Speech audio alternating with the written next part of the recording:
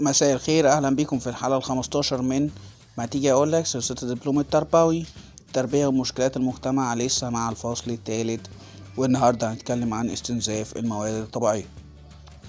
قبل ما نبدأ لازم نعرف ايه هي الموارد الطبيعية.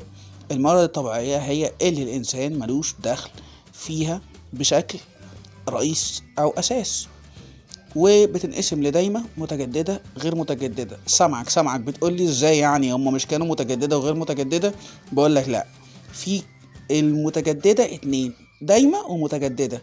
طيب ايه الفرق ما بينهم؟ الفرق بسيط مبدئيا. ايه هي الدايمة؟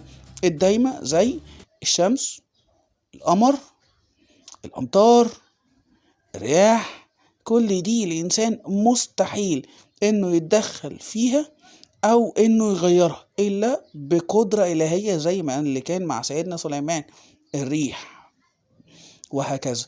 طيب ايه بقى المتجددة؟ المتجددة اللي بتتجدد باستمرار. يقول لي ما الشمس بتتجدد باستمرار، اقول لك بس الشمس الانسان ما يقدرش يتدخل فيها، ما يقدرش يصحى الصبح يقول بقول لك ايه، بصي ممكن تشرقي نص شروقية كده، يعني ما تديهاش قوي، سنه كده بعد اذنك، يعني يدخل سحابه يعديها قدامها عشان ما تطلعش.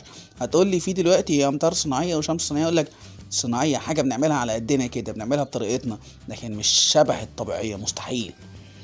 اما بقى المتجدده هي اللي ايه، اللي احنا بنتدخل فيها، بس احنا ما كانش لينا اصل في خلقها او صناعتها، ما وجدناهاش، احنا لقيناها بدأنا نتعامل معاها. زي ايه؟ الثروه الحيوانيه، النباتات، احنا بنتدخل فيها بس ايه. يعني هديك مثال في القرآن، بيتكلم في القرآن ربنا عن ايه؟ انه زارع وليس منبت، ربنا هو اللي بينبت، لكن الانسان مجرد مأمور بيحط الثمرة، مية، ازرع، احصد. طيب ممكن يعمل كل ده وفي الاخر ما يحصدهاش، تيجي نار تاكلها، تطلع بايظ، تطلع وحيوانات تخلص عليها، جراد يخش يخلص، خد بالك ما تطلعش اصلا. مين المنبت؟ الله.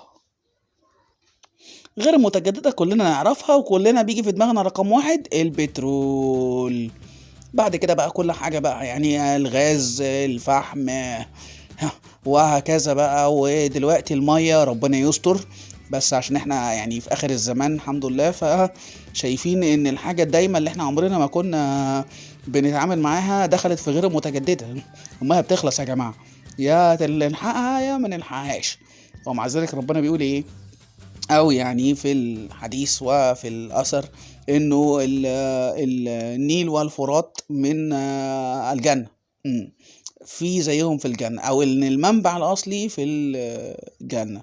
في بقى اسباب بالهبل لاستنزاف الموارد الطبيعية، منها مثلا على سبيل الزراعة، التجريف، التصحر، الصيد الجائر اللي هو استهلاك الغير رشيد للحياة البرية والبحرية، الاستهلاك غير الرشيد للموارد، المية والكهرباء اللي أصلا هي شغالة من غير المتجدد، سوء الاستعمال الحدائق العامة للمحميات الطبيعية، طبعا الزحف العمراني، العمران نفسه، فكرة انه في مدن كثافتها عالية جدا جدا وهجرات داخلية بقى وهكذا. في بقى حاجات بتجهد التربة الزراعية وتخليها تبوظ بقى ايا كان بقى، يعني تصحر، تجريف، ايا كان، بس المهم ان في حاجات بتعمل كده. منها ايه؟ منها ان انت تكرر زراعة المحاصيل التقيلة، يعني المفروض محصول تقيل محصول خفيف، اقسم ارضك نصين يا معلم، ازرع في نص قمح وفي نص طماطم، وبعد كده اعكس وهكذا. طبعا فكرة الري الجائر، لو في المصدر بتاع المياه كتير على ارض اصلا فقيرة، الملوحة بتاعت التربة تكون زايدة، وهكذا اسباب من هذا القبيل. يعني هنواجه ده ازاي بقى؟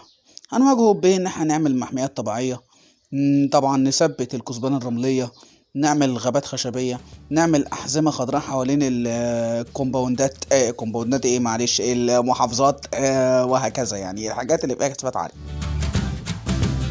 المرة الجاية هنتكلم عن دور التربية في مواجهة مشكلات البيئة. أما دلوقتي فكنتم مع مصطفى حسين.